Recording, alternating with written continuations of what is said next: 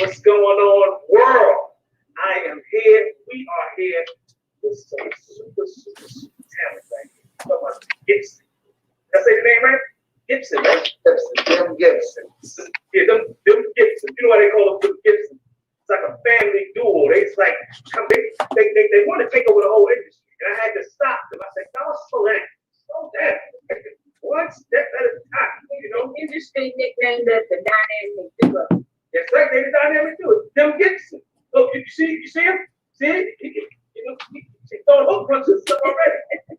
And guess what, y'all? If y'all don't know, they got their track record, their history, their credentials is enormous, and they hail from Washington D.C. Is that right? Absolutely. And I was kind of nervous to interview them because, you know, a lot of stuff was going on in D.C. You know, and I felt like, you know, I didn't want them to come through the screen like, what are you know?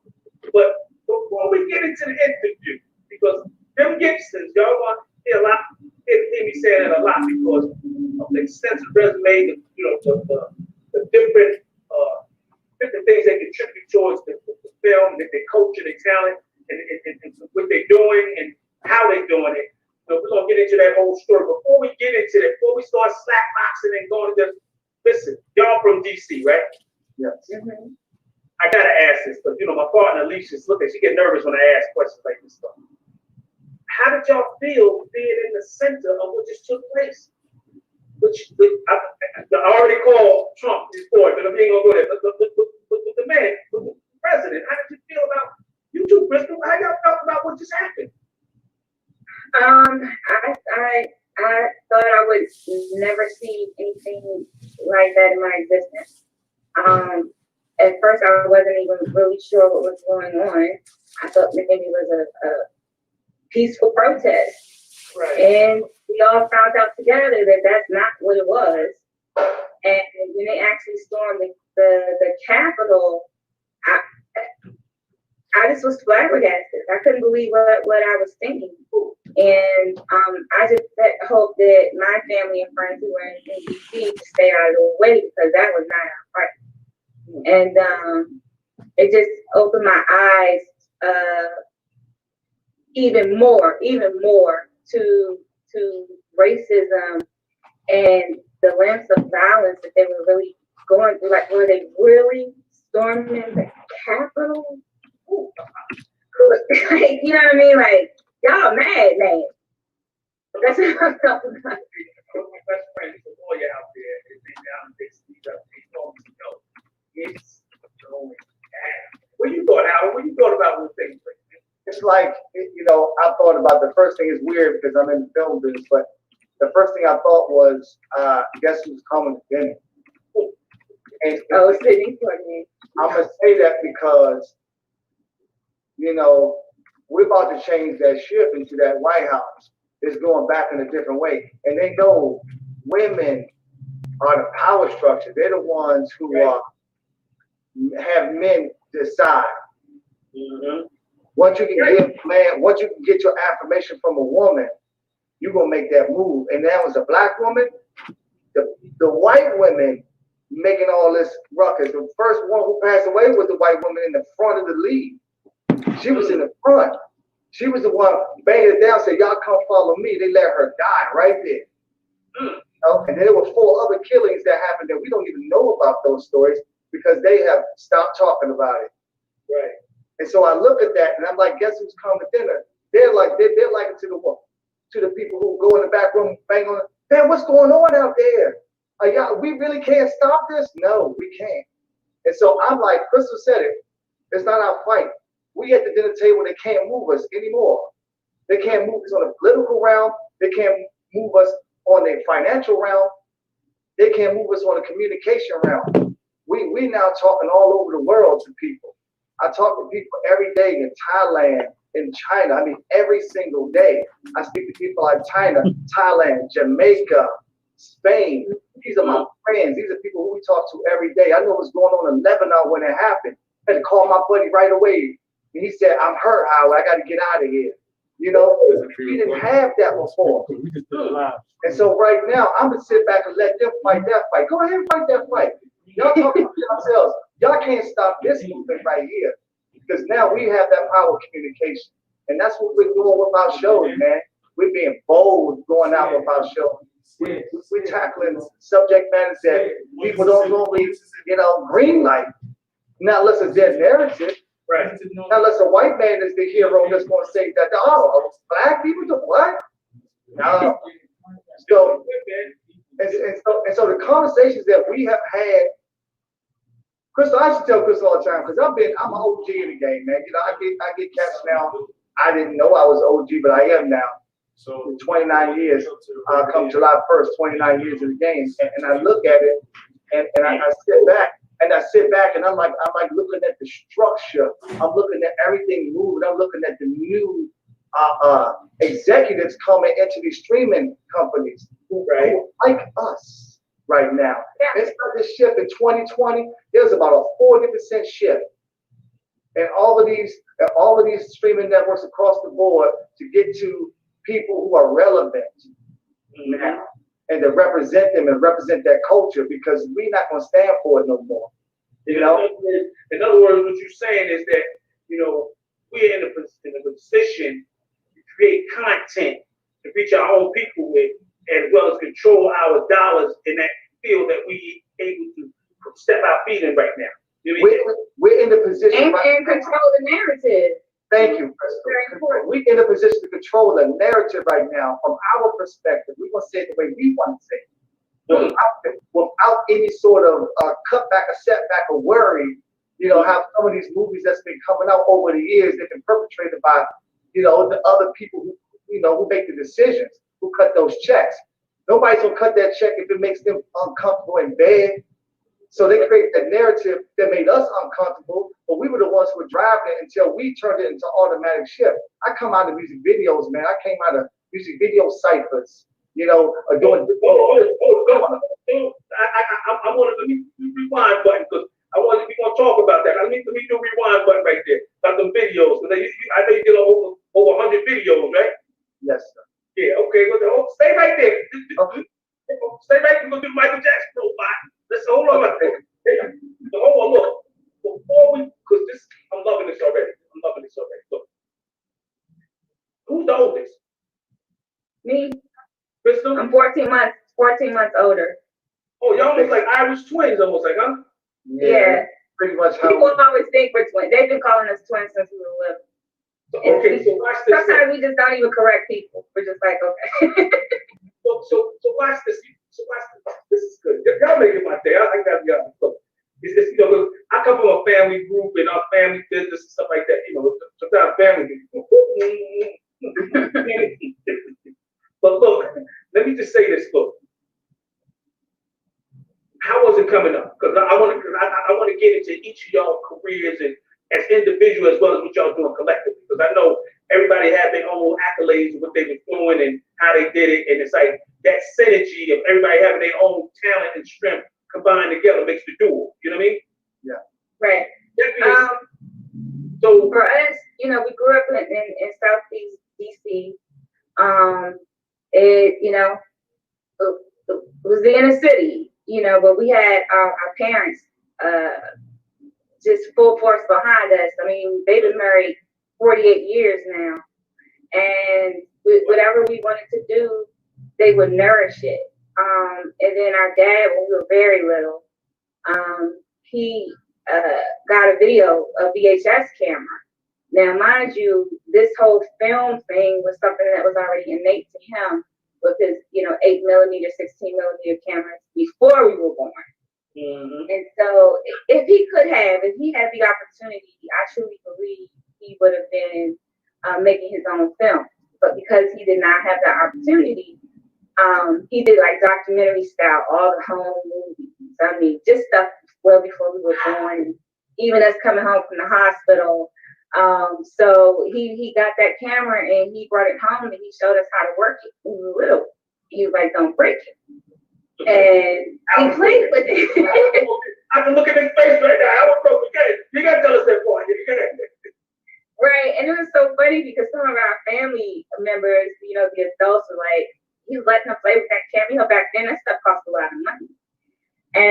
But he did, and we took it upon ourselves to do our own home videos. And as we were making the videos, and you had a family gathers around or a holiday or something, they were actually still on the couch. It would be like loads of people, and they're laughing when they're supposed to laugh, you know, that type of thing. So we were like, oh, we're actually entertaining them.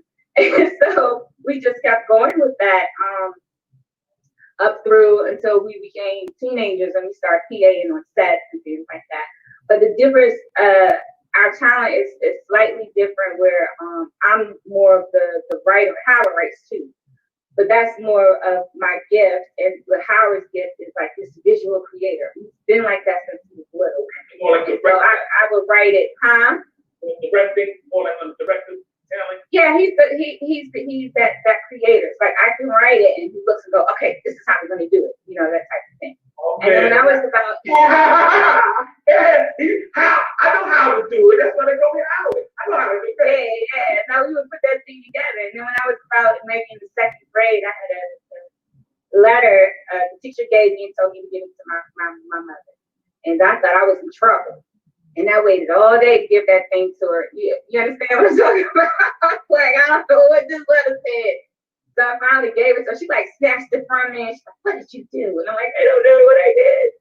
And so she reads the letter, and my second grade teacher told her that I was one of the most talented writers that she's ever come across at that age, and I was going to grow up and be a famous writer.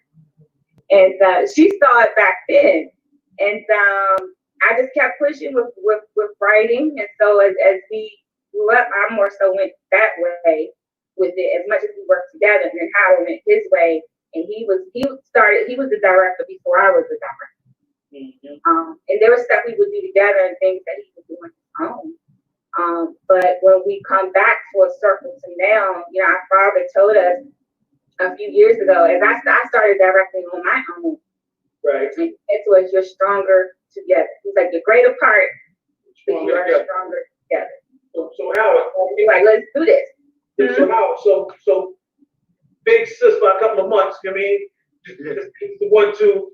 So look, what's the backdrop with you? How did it hit you?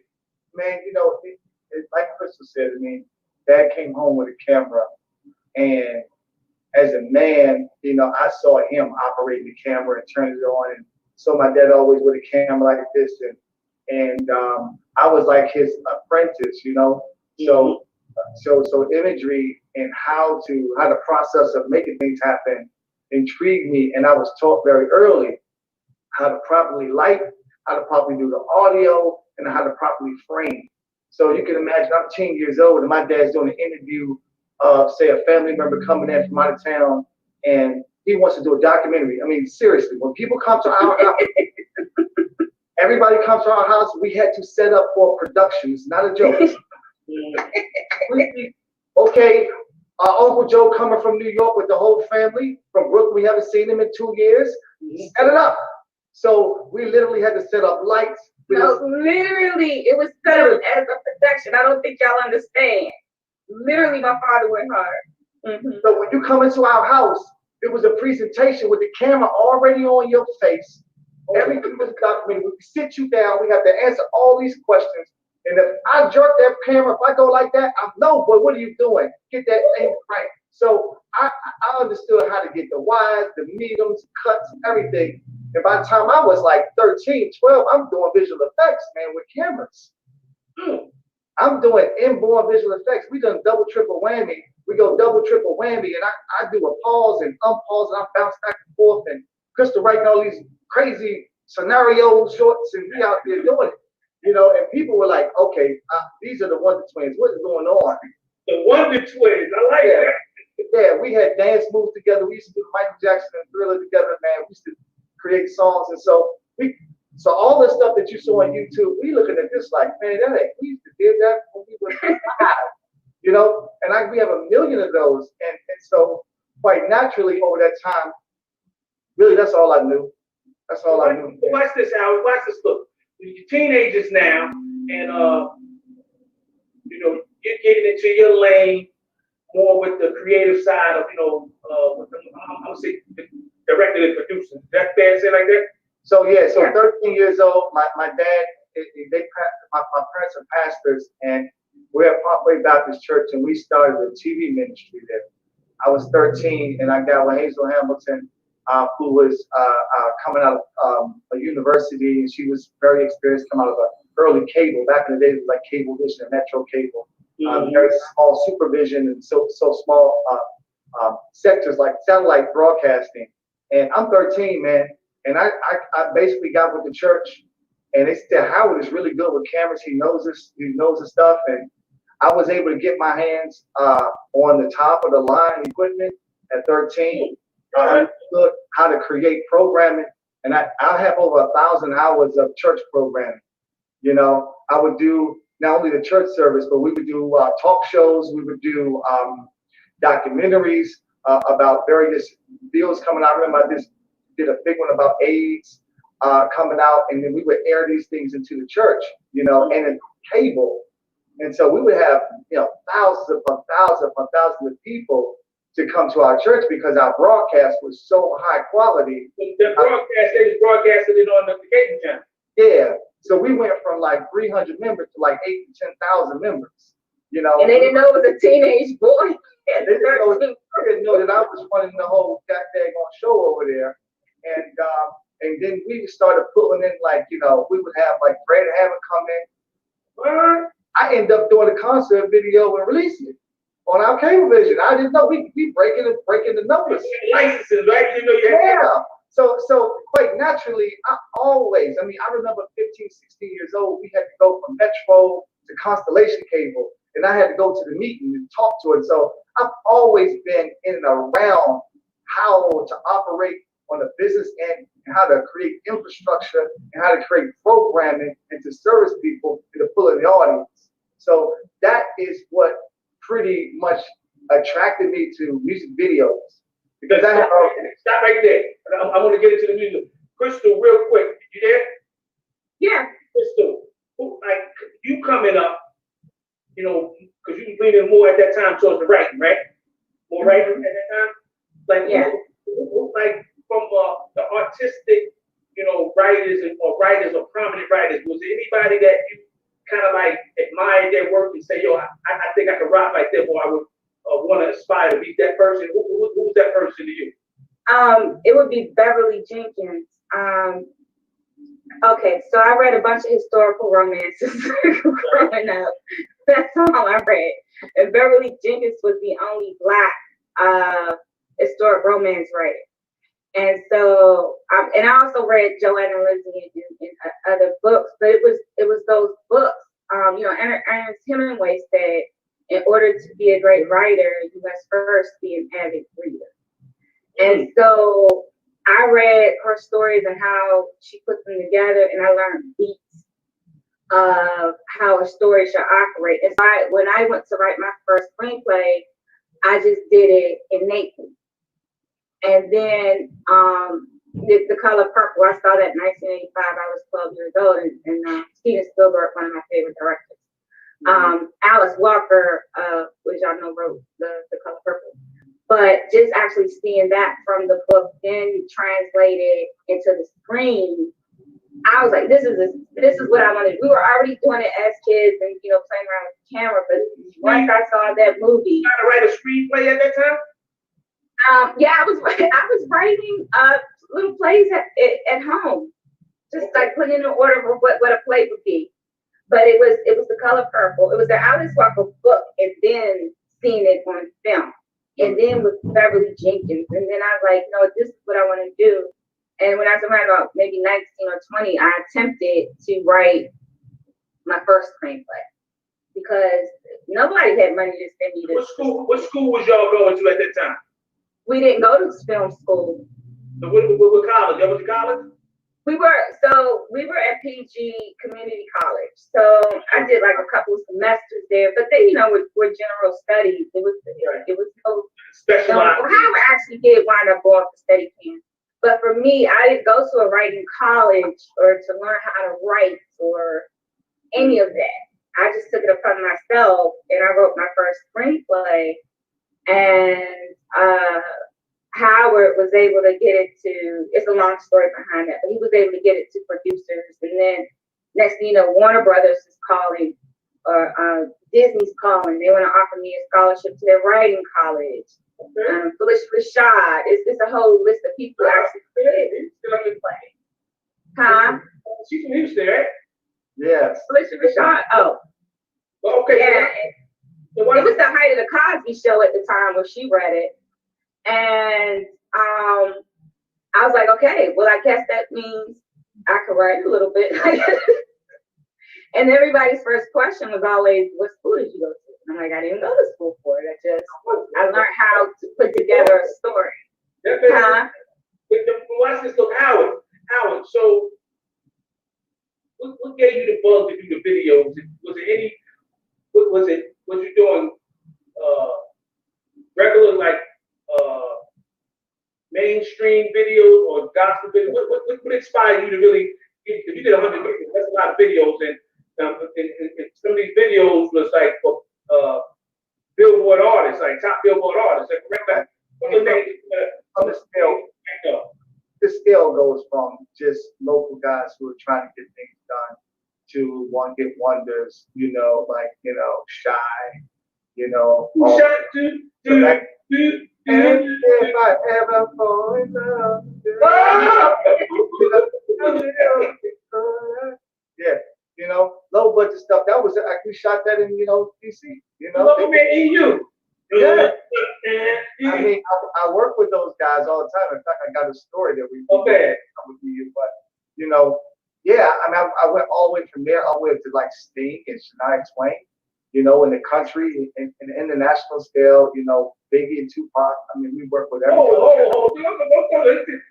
Hey, Chris, why you trying to play this like this? You trying to be real modest. You see that? Tupac, like we supposed to go like this. You like spectrum. Baby brother, say that. Man. Look, so I gotta ask you this since you said it. How was it working with Biggie and Tupac? How was it? So it's interesting because after looking at it, it was very tough. It was very competitive to be in and around them. They were very focused individuals. They were driving based on the energy of the media pushing back onto them. Every nuance, everything that they did, everything they said. It's just amplified, and I saw that. So I saw Pop when he had just started, and as a solo artist. Underground. Yeah, he had left Digital Underground. He's with Delicious Vinyl, and I was working with Delicious Vinyl a lot. Doing, I was with Farside, so like Running Away, Can't Keep Running Away. Those projects there. Lord, you asked me to go in a Rolodex now, but I got 5 on it. The Alcoholics, Sam Smith. Yeah.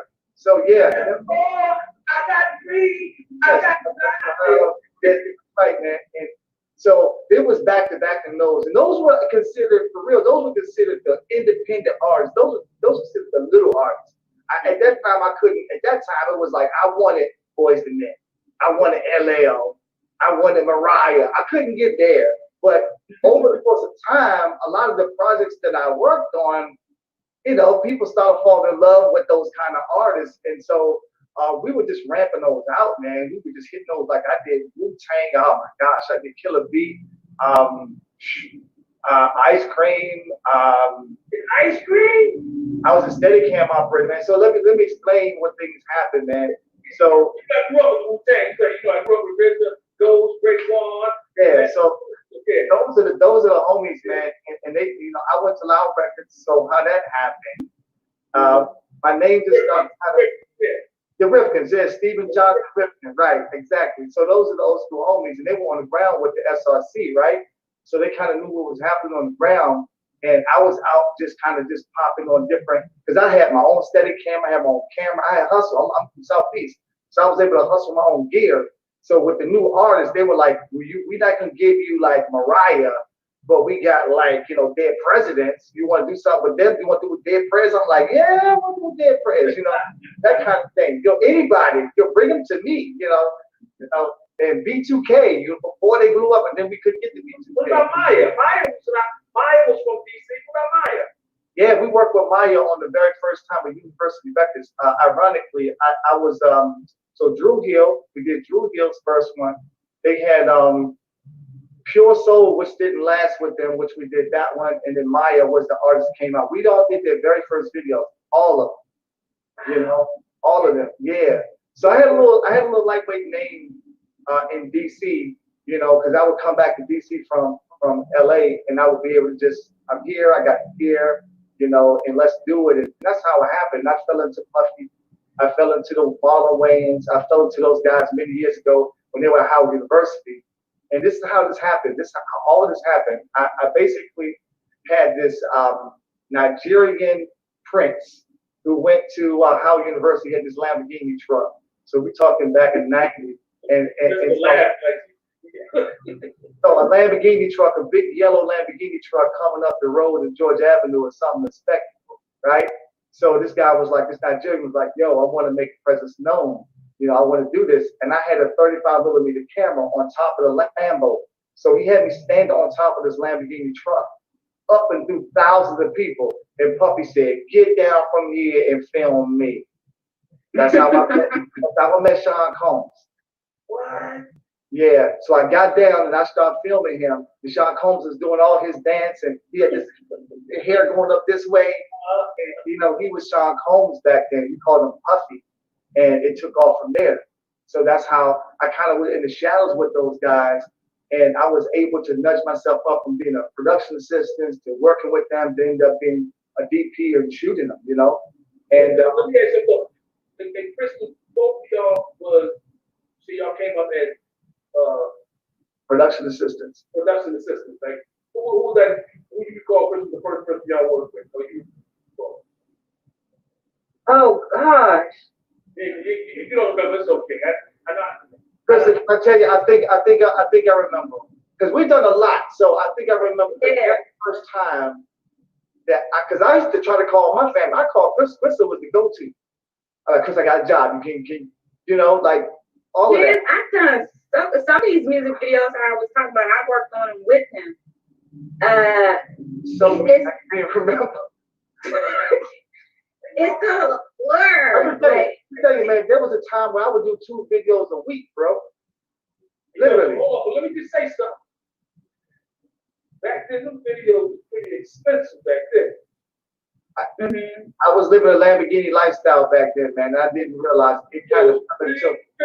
It wasn't like how they right now. People shoot a video for $1,500, $500. You know what I mean? Depending on, because the quality, the technology and stuff like that, you get a clear video, something quality. But back then, you talk about like a $500 million video, like a $50,000 video was considered like that.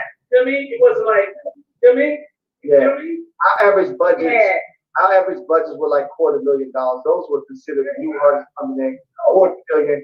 If we had $500,000, those were our average. So we would see in 1 month, we would run through 2.5, 3 million every month. Look, before remember Crystal came on a little late?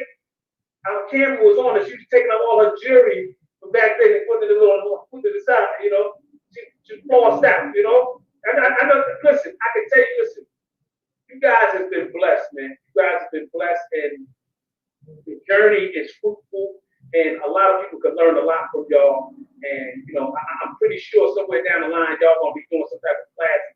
I noticed that Spike Lee is doing classes now. You see that now, right? Yeah, we do workshops already. Yeah, and we do have a workshop coming up next month. Let's talk about what y'all doing now. Okay.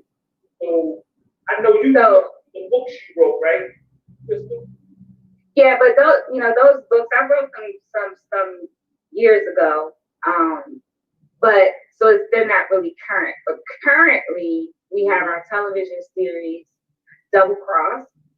And we're going into season 2. It premieres on January 14th, so just in a few days on the All Black Network which is formerly the UMC network. And we're There's one in Chicago, isn't it? no, they're out of LA. Look in Chicago. You heard about that? Mm-mm. Okay. Well, if you've seen it, I mean, we're national. So if you're seeing Yeah. national syndicated, it's a streaming channel. You can pick it up even in Canada now. So it's going from. There's another streaming channel that said a lot of people placing their stuff on it. Is it Trovo, something like that? I saying it right? I'm not sure. Trovo. I think it's the name. Look at Oh, Thule. Thule, yeah. Look at her face when I said that. I said people's name. People want to punch me in my face. I said their name wrong. You know what I mean? Oh no, That works for the platform, right? It's for us, you know. yeah, but UMC is a network that is owned by Bob Johnson, which he started BET, and is co-owned by the AMC channel, AMC network. And so they're a streaming channel just like with Netflix, in Hulu and Amazon Prime. So they greenlight projects. They actually budget the projects, which is what they did with us. And it's really exciting over there. They work with. Hold on a second. That's Bob Johnson's. Yeah. Yeah. What's called UMC. It's now well. Just remember, all black. So the new network now, all black. All black. Okay. Yeah, check it out. I was with Bob Johnson 2 years ago at this thing in California. I did not know Bob Johnson was that short. I told him that too. I said, yo, man, I really should just grab you and just start shaking you, man. I didn't know he's laughing. I didn't know that. I thought I said, Bob, you fool me, man. I said, I'm looking down, talking like, big fuck. And he's like, so we was laughing. We all had a couple of drinks and stuff, laughing. But I didn't know he was that short. That's my first time actually meeting him. I didn't know he was that short. Yeah. Let me tell you, Bob Johnson. Great. I'm 6'2". Bob's a little shorter than me, but his brain that come out of there, Yeah. man. Hey, listen, man. You feel uncomfortable in that room, bro. And you just gotta get your mind, your energy down for this man to speak, man. And he's so eloquent. He's a lovely guy, man. He's very passionate about what he does, and he cares. He does things in silence, man, and it's just amazing. Hey, Howard, you know what? I like how he was moving, and he's still moving with black reparations. You know what I mean? You know what I mean? This is how it is. Oh, go ahead. Oh, that's the fly right there. Sit there, huh? Yeah. He's gonna start with us. He came to our production. This is us, another picture of us on set.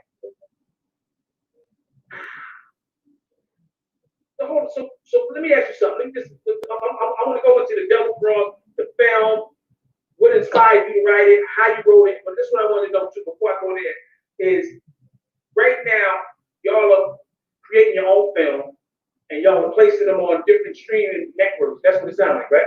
Right. Mm-hmm. Okay. I'm saying it because we have a Roku channel, right? Me and Alicia got a Roku channel.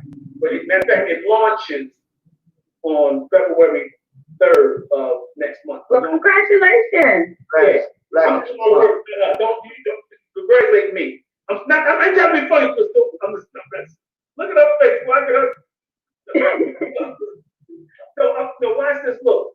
So we're in a space right now. We're trying to get content. Who would y'all suggest to us now where we get content from?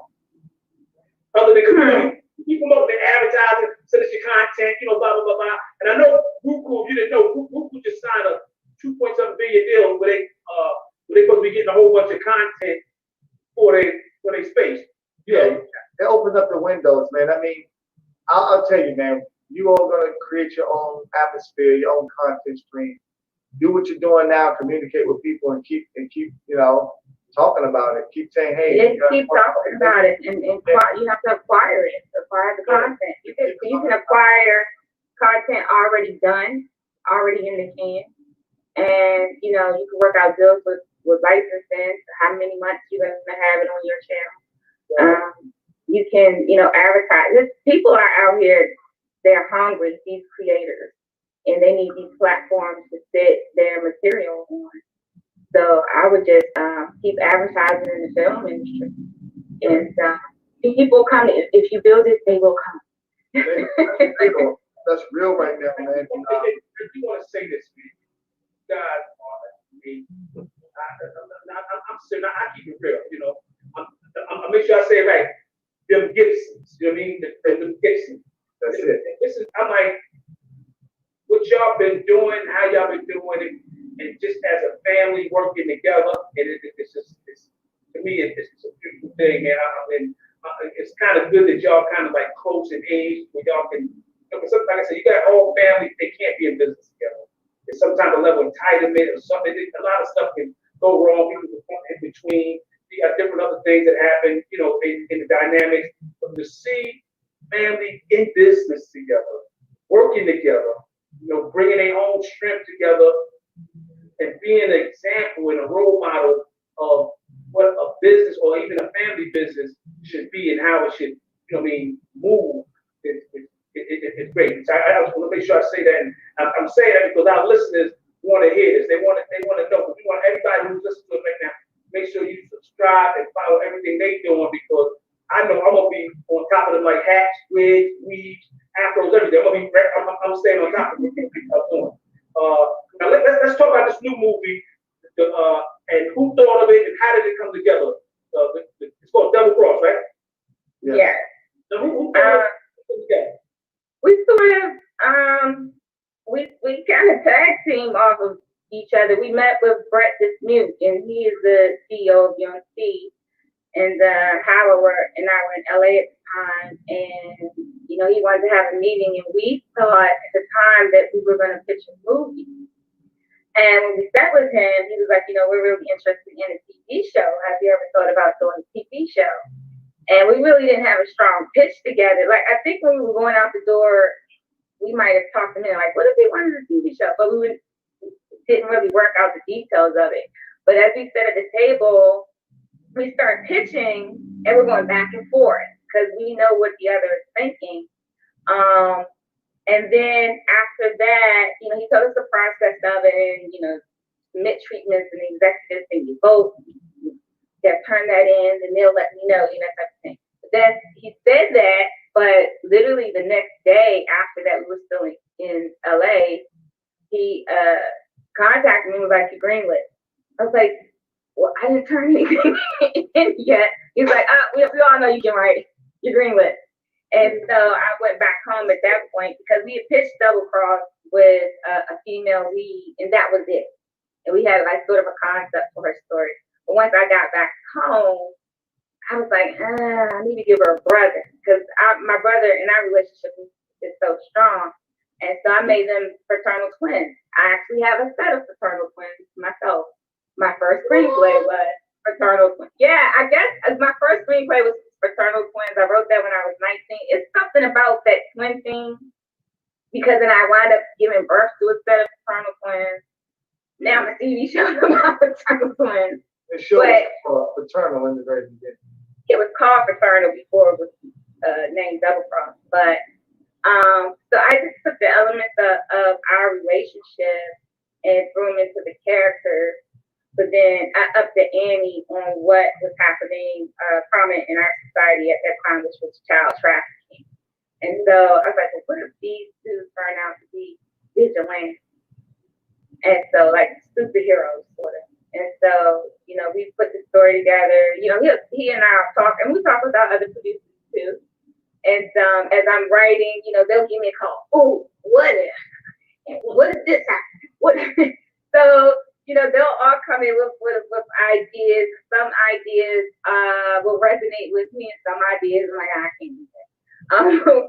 But, you know, everybody will piece in little things, and I'll see if I can put it together to create a story. So that's how we do it. And we came up with Double Cross, and it was a hit. So Double Cross is coming out January 14th. That's great. That's Thursday, right? Season 2. Mm-hmm. Cool. So you got a first season already? Yeah. Our first season one came out last May during the pandemic. And as twisted as this may sound, the pandemic actually helped us. You know, I that show. house, like you They know. was in the house. They were in the house. With how are they seeing out the lens? Let me see what he's doing. Yeah, so You know, I and want then to the ask Howard. huh? I want to ask Howard something. Double cross, right, Howard? From being, you know, so you directed it and shot it as well? Yeah, we We both directed. Huh? We We co-directed. both directed. Oh, you both of y'all directed? Uh-huh. I'm gonna start with you, Howard. Look, you know, you see what I'm doing, right? Yes. I'm trying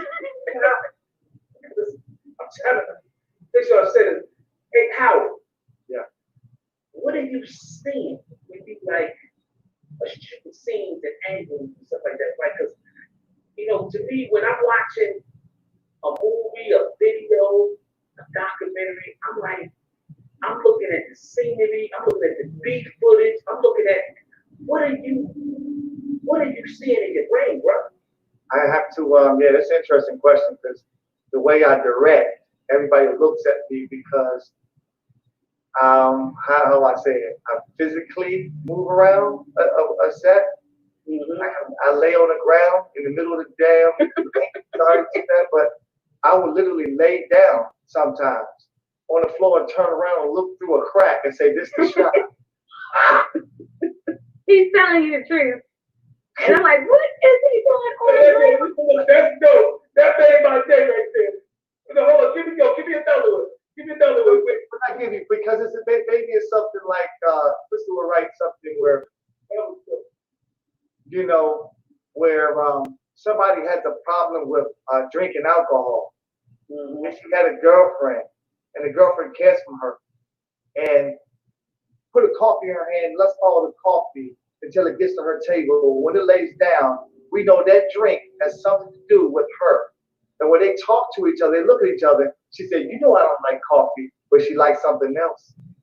Without saying it, Crystal wrote it. So without saying it, I said, "I'm gonna put this coffee right here, and this gonna be the close-up shot. And when those eyes meet, there's a problem with her drinking right there, without having to say anything." So these are the kind of visuals that I understand from that perspective. Where her writing let me craft out something that people can unconsciously pick up and subconsciously understand without having to give it all away in the beginning. So those kind of setups, I understand lighting, I understand sometimes darkness is where your fear is.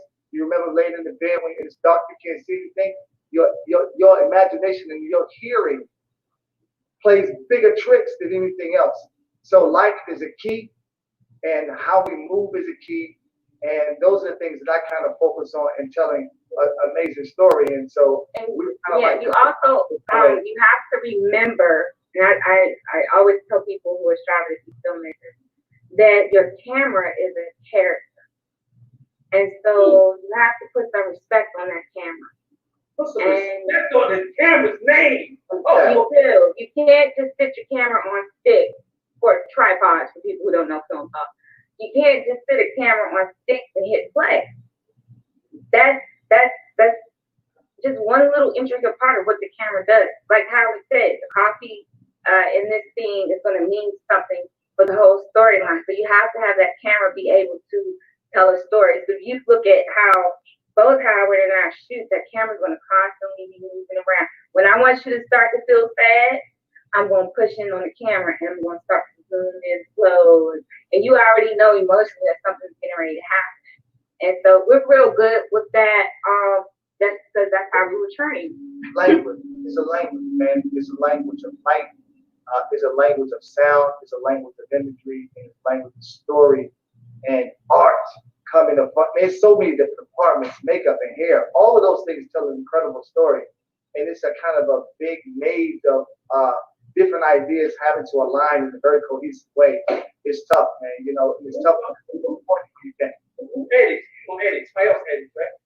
We have another editor, but we pretty much oversee everything, you know. Right now, we ain't pushing no buttons. I don't push enough buttons, man. I don't want to push no more editing buttons again. What was you using? Like Premiere, Final Cut back then? What was you using at that time? See, let me go way back. So I'm way back. I used to do what's called AV roll edit. There was none of those softwares. That's new stuff to me. I used to have to cut film. Oh. It's like in the studio. We We had to cut the had to cut film. No, we literally had to cut the film. We had to cut film. So I done came in and I had to have work prints and putting on gloves, looking at them on my rollers and getting it, cutting it. And when I cut it, it's done deal. So I had to understand how to edit and how to cut for the edit. Because once you cut that celluloid, you're done.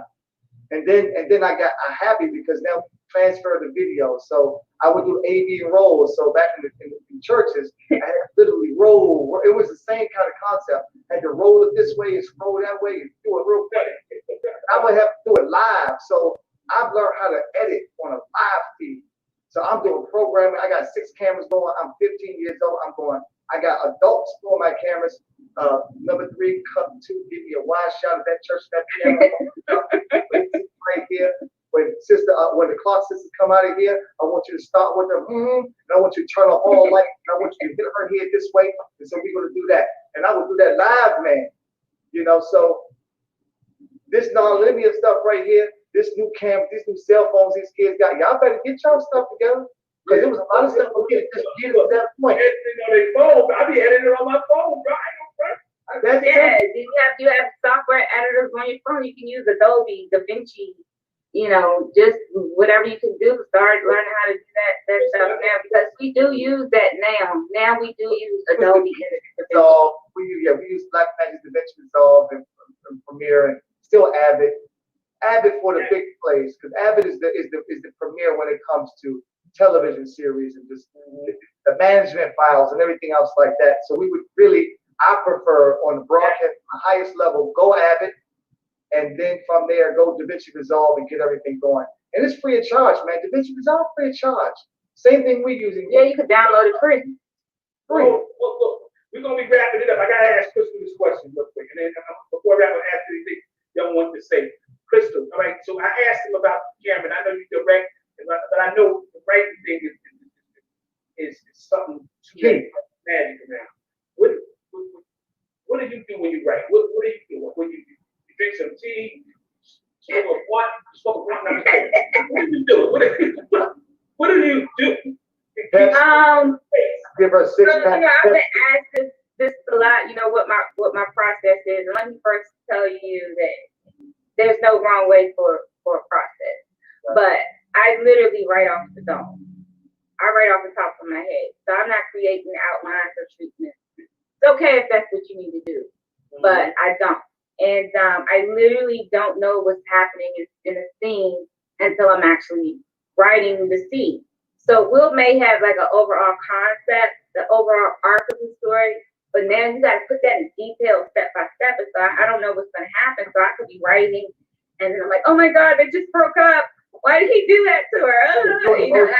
She's really emotional about her own life. She's like, I pulled the laptop and I'm like, you shouldn't have said that to her. But it's weird.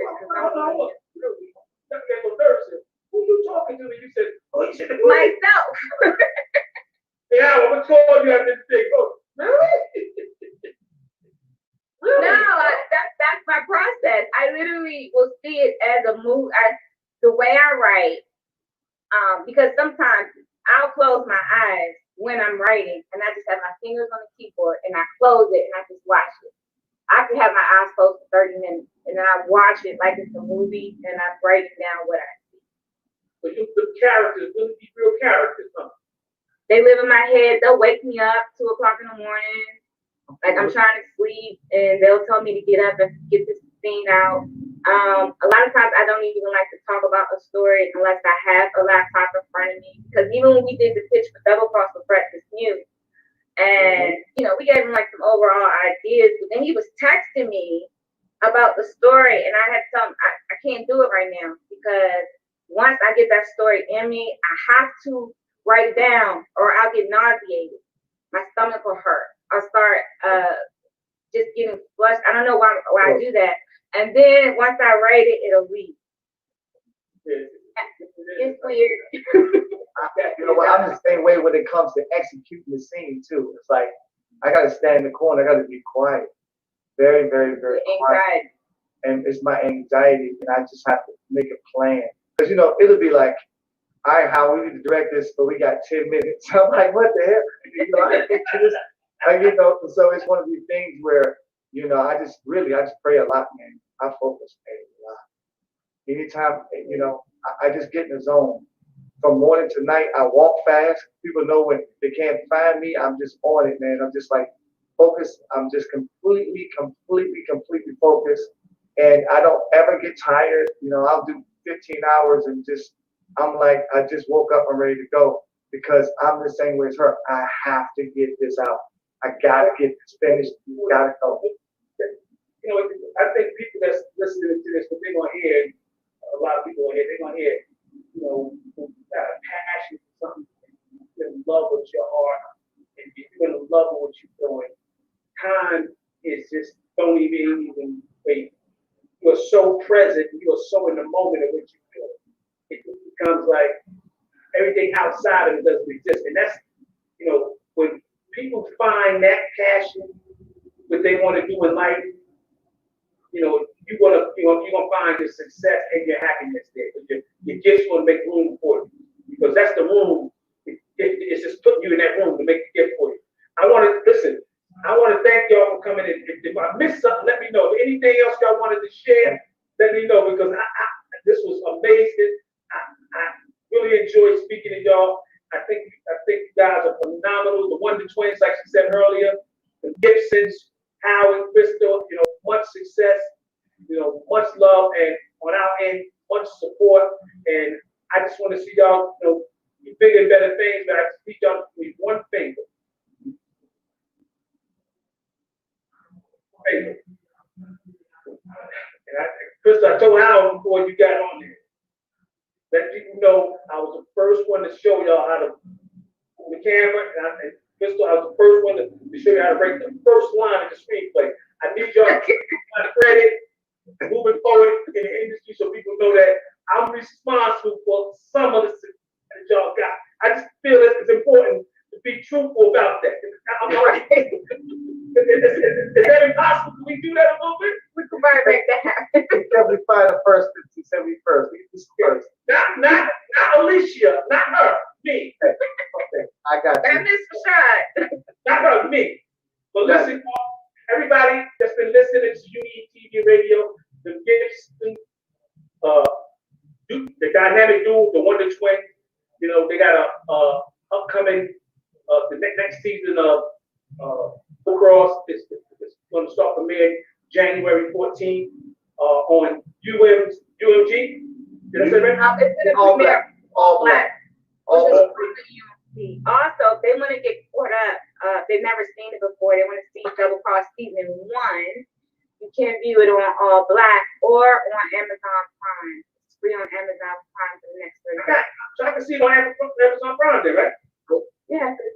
Well, listen, y'all. Thank y'all for being guests. Thanks for sharing your story. And like I said, if y'all didn't know, I said it earlier, they also teaching people about filming, right, directing and stuff like that. And this is a beautiful thing. I want to thank y'all, Alicia, my partner there from TV, Praise FM. Thank y'all. I think that they're gonna love this story, y'all. Okay, if y'all keep doing what you're doing, much success. All right. All right. Thank you so much. We appreciate it. All right, y'all.